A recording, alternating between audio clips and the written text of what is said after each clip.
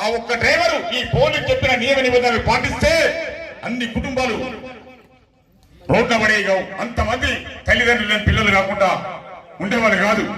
మరి ఆ పరిస్థితిలో చిన్నగా మనం అనుకుంటాం, చిన్న అన్న ఏడికి పోతారు ఇక్కడికి గాడికే ఇక్కడికి అయితే నాయన కనురెప్ప కొట్టేంత లోపల కనురెప్ప కొట్టి లేపేంత లోపల ప్రమాదం, దాన్నే ప్రమాదం అంటారు, దాన్నే యాక్సిడెంట్ అంటారు. ప్రమాదం అనేది క్షణాలలో వస్తుంది, క్షణాలలో ప్రాణాన్ని తీసేస్తుంది. కాబట్టి ప్రాణాన్ని మనం కాపాడుకోవాలన్నా, ప్రమాదాన్ని పసిగట్టాలన్నా మనం ముందు మంచి కండిషన్ లో ఉండాలి. మన దగ్గర మన బాడీ మంచి కండిషన్ లేదనుకో, మన బాడీ మన మైండ్ మన మాట విను. ఇప్పుడు సపోజ్ మన అన్నలు ఉన్నారు, కొంతమంది మా అయ్యలు ఉన్నారు, ఏం చేస్తారు 90 వేస్తారు. 90 వేసినాక నీ మైండ్ నీ కంట్రోల్ ఉండదు, ధైర్యం వస్తుంది.